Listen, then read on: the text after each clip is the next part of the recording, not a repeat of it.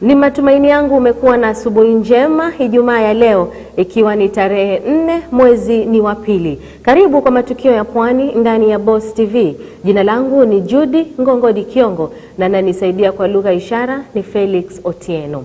Moja kwa moja katika taarifa zetu, serikali ya kaunti ya Mombasa kwa ushirikiano na jiji la Odessa nchini Ukraine wameafikiana kwenye mpango ambao utashuhudia madaktari kutoka Ukraine kufanya kazi na kutoa mafunzo katika hospitali kuu ya rufaa ya Pwani, huku madaktari wa Mombasa wakipata fursa za mafunzo nchini Ukraine. Ripota wetu Hassan Twamim na mengi zaidi. Kulingana na Dr. Khadija Shikeli ambaye ni afisa mkuu wa afya katika kaunti ya Mombasa, makubaliano hayo yatashuhudia kuimarika kwa huduma za afya katika hospitali kuu ya rufaa ya Pwani na uhusiano mwema wa majiji haya mawili kwa ujumla. We're looking at many collaborations. That's one, bringing us specialists. Number 2 is exchange program of doctors, and number 3, training. You know that Ukraine has one of the very good universities as well. We have many doctors who have actually graduated from Ukraine. So we are looking at doctors, dentists, pharmacists, nurses, and others to actually go there. And the third collaboration is we are looking at teams to come down and work here.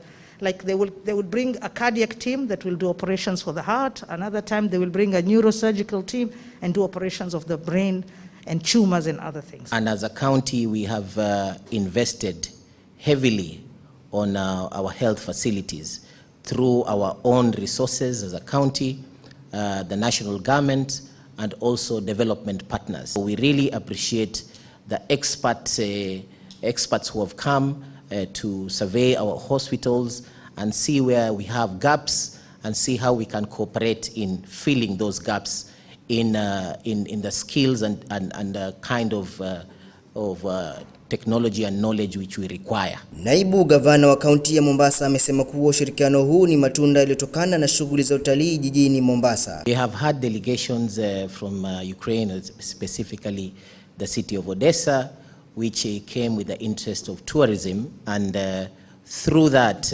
we even now have direct flights from there to Mombasa, and we have seen the fruits which have come because of that cooperation in tourism. Tourism is actually, we have seen the effects of tourism. We have, in fact, when we went to take, they came in 2 groups. When we went, the first group, the flight was fully booked. The second time we went also, it was fully booked. So these are tourists who have come to Mombasa. And this is the tourism exchange that we're talking about. So we ventured into other departments, other areas. So we said, why don't we go into health? Mafunzo hayo yanatarajiwa kuanza hivi karibuni, madaktari wakifanya mkataba wa kimataifa wa maelewano, huku jiji la Odessa likiahidi kutoa ufadhili. For training, they told us as soon as possible. We just need to go and get ourselves organized and see. They have told us they can give us the sponsorships. We just tell them what specialties we want. For the doctors, we need to sit together, now do an MOU. Yeah, because even today when we finish, they're going to look at accommodations where their doctors are going to be kept. So they're not only looking at hospitals, we're also checking where the doctors are going to live and all that. So it's a whole package. It's not just, so we need to sit together, do an MOU, how they exchange, how the doctors will come. Is it every 6 months they will change, every 1 year? Which specialties and all that. Nikiripotia habari za Boss, jina langu ni Hassan Twamim. The language she is going to speak. Huenda ikawa changamoto kwa hospitali za kibinafsi kutekeleza wito ulioko kwenye kandarasi mpya iliyotolewa na serikali kuu kuhusu bima ya afya NHIF baada kubainika kuwa kumekuwepo na matatizo ya malipo kutoka kwa serikali. Mapema mwezi jana, hospitali za kibinafsi zilitishia kutowapa huduma wagonjwa wenye bima ya NHIF.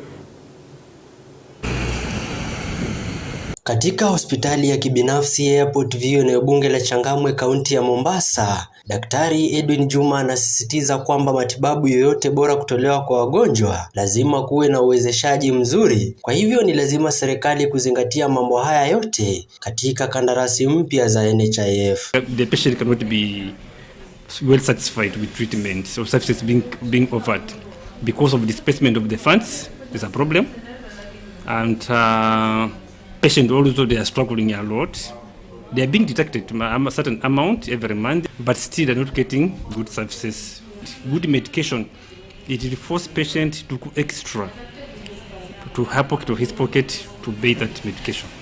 Hata hivyo, daktari huyo anaipongeza serikali kwa kuongeza kiasi cha fedha za NHIF zinazotumwa kwa ajili ya kusafisha damu, kwani inasaidia sana ukizingatia kwamba usafishaji damu ni ghali kabisa. Anaiomba serikali kuwazingatia pia wagonjwa wengine hasa wanaougua magonjwa sugu. Naye David Kitonyi ni mmoja wa wamiliki wa kadi za NHIF na ni mmoja wanaonufaika na kandarasi hizo mpya. Anaelezea jinsi NHIF imemsaidia tangu figo yake kushindwa kufanya kazi mwaka wa 2019. For the dialysis patients, they have now been relieved because of the NHIF after they chipped in to increase the amount for this dialysis, this chronic disease. Most of these chronic diseases, we say that they have done something good.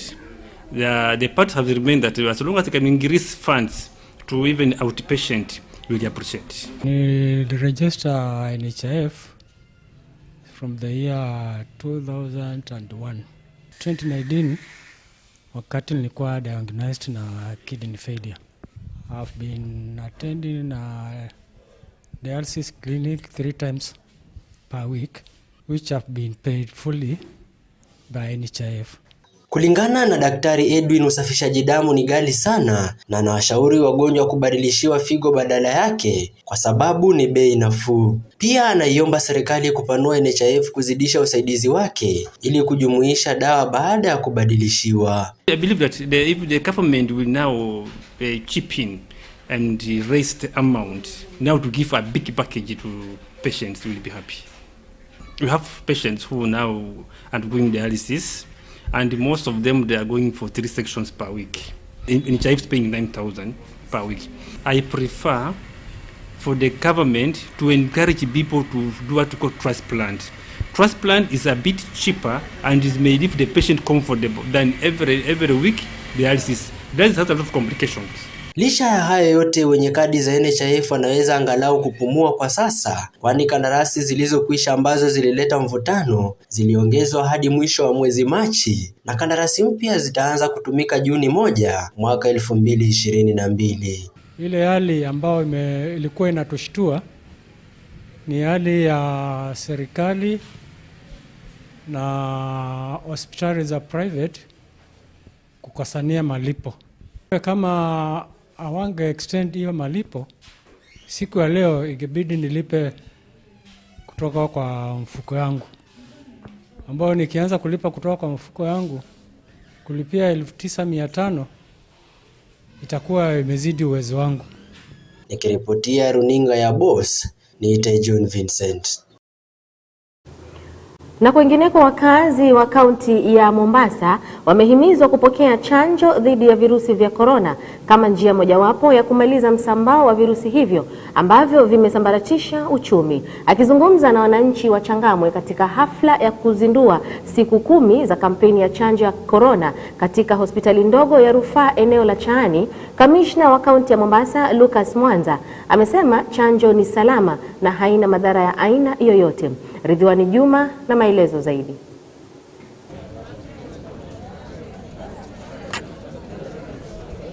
Kwenye hafla hiyo iliyohudhuriwa na viongozi mbalimbali wa serikali akiwemo kamanda wa polisi kaunti ya Mombasa, manaibu wa kamishna, machifu na wazee wa nyumba 10, kamishna wa kaunti ya Mombasa Lucas Mwanza ametaja kuwa chanjo hiyo haina madhara katika mwili. Na tukitoka hapa tuondoe ile hofu watu wanaweza kuwa nayo ya kusema kwamba chanjo ina madhara. Haina yoyote.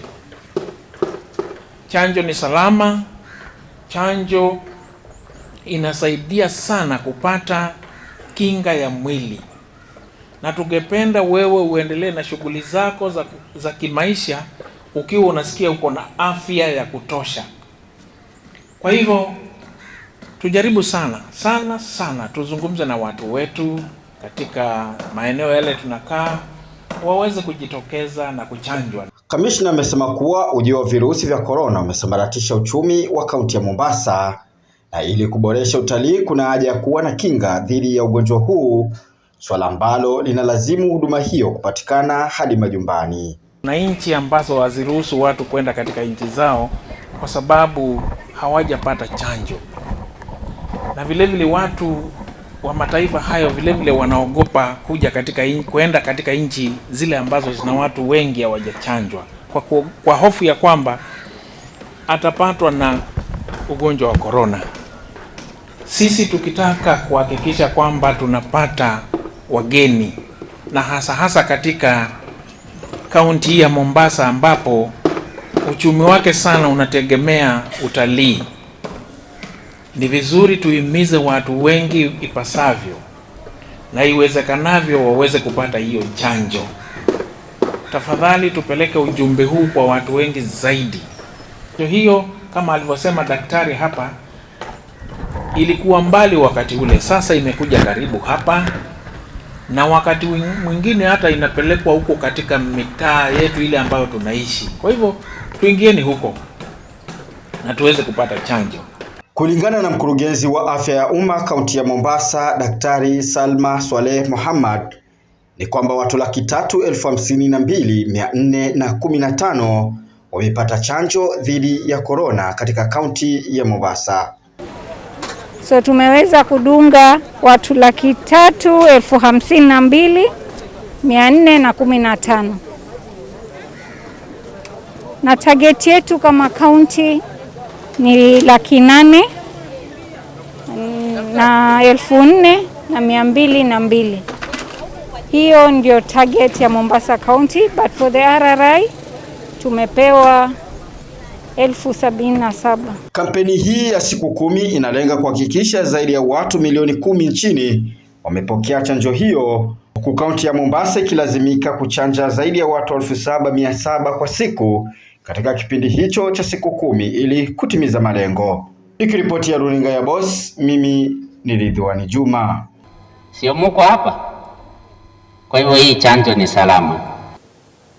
Na kwingineko, mkutano uliohusisha wadau wa sekta mbalimbali ikiwemo wanahabari, Tume Huru ya Uchaguzi na Mipaka, Mamlaka ya Mawasiliano, Ofisi ya Usajili wa Vyama vya Kisiasa pamoja na Kamishna wa Haki na Utawala. Usalama wa wanahabari wanaofanya kazi nje ya jiji la Nairobi na nje ya miji mikuu umepewa kipaumbele kipindi hiki cha uchaguzi. Aidha, msajili wa vyama vya kisiasa Anderitu ameweka wazi masharti ya wale wanahabari wanaotaka kujiunga na siasa. We are engaging deliberately with the media owners and IEBC, CA, about the safety of journalists out there. Critically, because as you have seen in the recent past, it goes down very fast. If a politician says something and points at one of the mic, then the journalist from that media house is immediately a threat, isn't it? We are trying to make sure that we develop protocols for safety and protection of journalists. Number two, we are also trying to make sure that journalists in this political season have access to good working environment. It's a crisis that many journalists working out of Nairobi and out of the main towns have to file their stories from hotel balconies or certain corridor. And finally, we are trying to see whether we can have, and in that area, about media hubs to allow journalists, when you're out of Nairobi, a safe place to file their stories, either a place with access to internet or technology or a bit of studio, so that then the stories can be filed. And if possible, if we can get a media center where a politician wishing to address the media can come and address the media on matters politics is better than then journalists being called to house number 17. There has been an information circulating that a member or an aspirant who intend to participate in an election, in election 2022, should be in a political party by 6th of February. And I think we have clarified that information, that according to the new law,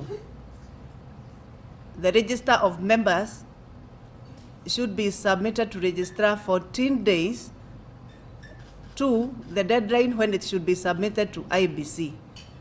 So when you calculate those days, it should be submitted to the registrar for certification on the 26th of March, and then submitted to IBC on 9th of April. That particular information has been circulating that is actually supposed to be 9th of February. I think you have corrected that, and we want to appreciate the media that when we tell you to help us correct, I think you came up, some of the media houses took it and corrected that. Mgombea wa kiti cha ugavana katika kaunti ya Mombasa, Daktari Muhammad Bahider, amekosoa serikali ya kaunti kupitia Wizara ya Uchukuzi na Ujenzi inayoongozwa na Tawfik Balala kwa kile anachodai kuwa utaratibu uliowekwa na wizara hiyo ili kupunguza msongamano wa magari umeathiri shughuli za wananchi katika kaunti hiyo. Mwanahabari wetu Okelo Brenda na kina cha taarifa hii. Kulingana na Daktari Muhammad Bahaidar ambaye ni mgombea wa kiti cha ugavana Mombasa, amesema kwamba utaratibu huo umeathiri shughuli za kawaida na kuongeza msongamano zaidi badala ya kupunguza. Hili ni tatizo, tuliona tatizo sugu na kubwa ambalo tunalalamika nalo ni kwamba kulikuwa hakuna public participation, ni kwamba hawa raia hawakuhusishwa katika swala kama hili. Lau wangekuwa wamehusishwa, labda kungekuja mfumo bora zaidi na labda ungekuwa unafaa zaidi, kwa sababu watu wanaoendesha magari ndio wanajua matatizo yanayopata. Huwezi kuamka asubuhi ukasema tu leo tutapanga leo bana safari itakuwa hiendi hivi enda upande huo. Hili ni jambo ambalo limezua matatizo mengi. Kwa hivyo kumeathirika kibiashara, kumeathirika watu kuchelewa makazini, watoto kwenda mashule. Vile amesema kwamba utaratibu huo utaupeleka wahudumu wa matatu kuongeza tozo ya nauli kutokana na kuongezeka kwa umbali. Hizo kama hayo yameathiri kwa mfumo mwingi, kuanzia biashara, watu na sasa hivi tunavyozungumzia imeathiri kwa wale wanyonge zaidi. Ukitizama mtu kwa nafasi yake ya kwenda kutoka na tuktuk kutoka Ganjoni mpaka Bondeni ilikuwa ikimchukua labda shilingi 100, sasa hivi kwa ambao lazima alipe 200. Kwa upande mwingine ameishutumu shirika la wazimamoto katika kaunti ya Mombasa kwa kuchelewa kufika eneo la Kibokoni ambako kulikuwa na mkasa wa moto na kuwapongeza vijana waliosaidia kwenye shughuli za uokoaji. Lingine ambalo la muhimu zaidi ambalo tunazungumzia ni masikitiko makubwa tutaka kuyazungumza ni swala zima la Kibokoni na watu nyumba kuchomeka na watu kufa katika zaidi ni kwamba kupitia huu msongamano wa magari imezua kwa hata hizi fire brigade ambazo zimechelewa mpaka kufika pahali ambapo kuzima moto. Kwa hivyo kupatikana vijana ambao ni mabaharia wakaweza kusaidia hapa na pale ndio kuweza kuzima ule moto. Kwa hivyo sisi kama county ilikuwa tujipange kwa mfumo wa kuwa mwanzo tuwahusisha watu stakeholders. Nikiripotia runinga ya Boss, jina langu ni Okelo Brenda.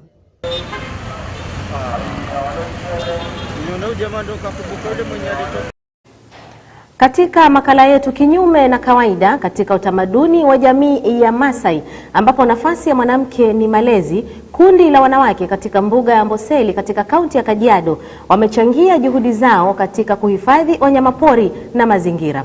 Mwanahabari wetu Njeri Masi amezungumza nao na kutuandalia makala yafuatayo. Lakini kabla ya kukuletea makala hayo, mpenzi mtazamaji, naomba nikuage.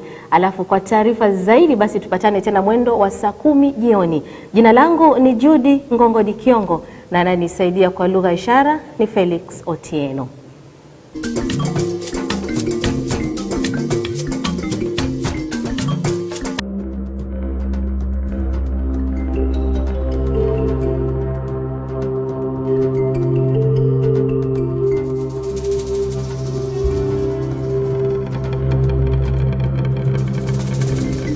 Mbuga ya kitaifa ya Amboseli.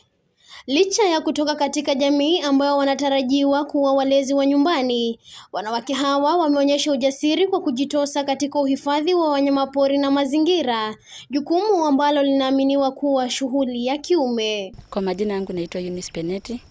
Mimi ni ranger na niko driver. Ranger, lakini sana kitu ilikuwa inafanya nikuwe na kazi ya ranger, nilikuwa napenda kuchunga wanyama kwa sababu walikuwa karibu na kwetu. Na kitu kingine nilikuwa nalongea kwa maisha, nilikuwa naona mtu anavaa nguo za green. Ikakuwa ni kitu linivurutia, ninasema je, siku moja mimi nitaweza kuvaa nguo za green. Lakini vile maisha ilisonga, nilikuja hata mimi kuvaa hiyo nguo ya green. Niliona tu mwanamke mwenzangu amevaa nguo ya green, nikaona amependeza na mimi nikasema Mungu naomba nisaidie siku moja nije nivae. Lakini mwishowe hata mimi nimekuja kuvaa. Wanawake hawa wameunda kikundi kinachojulikana kama Leones na ambacho kimechochewa na upendo wao kwa wanyamapori tangu utotoni mwao. Baadhi ya wanawake hawa sio tu walinzi katika mbuga hii, lakini pia hufanya kazi zingine kama kuwa madereva na kuendesha magari katika hifadhi hii. Eunice ni mmoja wetu na ni dereva, na sisi kama wanawake tunajivunia kuwa na dereva ambaye ni mwanamke. Kwa among sisi 16 Team Lioness tumepata mmoja wetu ambaye amekuwa ni dereva na tunajivunia. Siku moja nikaenda kwa director wangu nikamwambia kwamba nataka kuwa driver. Njia ni gani? Ndio director akaniuliza umeamua unataka? Nikamwambia ninataka niwe driver. Yeye hakupata maswali muda mrefu akuniuliza kwamba kwa nini unataka. Lakini aliniambia umeamua unataka kuwa driver. Nikamwambia nimeamua nataka kuwa driver. So ndio akaniambia lazima uandike application letter. Nikaenda nikaandika application letter, nikaleta kwa ofisi, yeye akaapprove, akatumana kwa ofisi zetu za iPhone Nairobi, nao akaapprove, nikakuja nikaenda training. Nilienda AA, nilisomea Hurlingham Nairobi for like 2 months kwa sababu nilimaliza driving, nikaenda defensive driving Ngong. Nikamaliza, so nimekaa like muda like miezi miwili Nairobi. Ndio nikakuja sasa nikawa naweza kuendesha. Yaani siwezi jua kwa kweli kama mimi mwanamke peke yangu, lakini kulingana na historia yangu, mimi ndio mwanamke wa kwanza katika Amboseli ecosystem. Baadhi ya majukumu wanayolazimika kufanya ni magumu, ila wanayatimiza kwa urahisi chini ya mpango wa mfumo wa kimataifa na ustawi wa wanyama IFO unaolenga kuwajumuisha wanawake katika shughuli ya uhifadhi wa mazingira. And the other thing, there before the community, they saw us that we cannot make it, but unfortunately we proved them that we can make it. And even men in the job they were looking at us that we can't make it because we are the women. Licha ya changamoto wanazokabiliana nazo katika utekelezaji majukumu yao, wanawake hawa wamejitokeza kudhibitisha kuwa wana uwezo wa uhifadhi wa wanyamapori na asili na kufikia lengo lao la kuhakikisha kuwepo kwa uhusiano mwema katika maisha ya binadamu na wanyamapori, jambo ambalo IFO imedhibitisha kuwa linakuwa kwa utaratibu. Nipate kutengeneza academy sport, ndio talent yenye nilikuwa naye niweze kukuza kwa wenzangu, niweze kuachia mtu mmoja. At least in my life nipate kuna mtu mmoja nilifunza kwa hiyo talent. At least na mimi nione kuna kitu nimeacha kwa wenzangu. Katika jamii yetu ya Wamasai, pande ya wanawake imekuwa ni furaha kwao na kusema wamesema hata wao tunashukuru Mungu kupata mwanamke mmoja mwenye anaweza kuturescue wakati yenye tuna shida. Lakini pande ya wanaume kuna maswali mengi kwa sababu wanasema ya kwamba huyu mwanamke ni kama anashindana na sisi. Roger, confirm kama ulikuwa ile ripoti ya ile island ambayo ilikuwa ile pande ya Kitenden. Confirm. Wanatoa wito kwa wanawake wengine na kuwataka kuamuka na kujiamini kwa vile hakuna kazi ya kiume na kutotishika na jinsia ya kiume wakati wanapochukua majukumu yao ya kila siku. Okay, kitu yenye naweza achia ujumbe naweza achia wanawake wenzangu ni kwamba si wanaume wenyewe wanaweza fanya hii kazi, hata wanawake wanaweza kufanya vizuri. Yeah, we educate them about wildlife, how to protect wildlife, the advantages of wildlife, and to tell them to protect wild animals. Maono yangu ya miaka 5 ijayo nilikuwa nataka nipate sport club, nikuze talenta ya wanawake wenzangu, hata watoto wa kiume. Kwa sababu talent yenye nilikuwa naye, nilikuwa nataka nisiache nyuma ama nisiende bure. Lazima nilikuwa naomba Mungu anisaidie ndio niweze kuweka wanawake wenzangu ama niachie mtu mmoja talenta yenye ninaye, hata yeye labda in future na yeye akasaidie mtu mwingine. So mimi kwa maisha yangu nilikuwa napanga hivyo kwa miaka 5 inayokuja at least nikuwe na sport club. Na kwa rangers wenzangu ninajua tu hata pale nikiwa katika kuwa ranger kufanya hiyo kazi nitafanya tu zote, kwa sababu hata rangers wenzangu wanahitaji fitness, wanahitaji more skills, kwa sababu katika sports kuna more skills. Kutoka mbuga ya kitaifa ya Amboseli, kaunti ya Kajiado, nikiripotia runinga ya Boss, jina langu ni Njeri Masi. Roja, tuko area ya Bicol. Area ni Bicol. Na kuna wageni wametembea huko.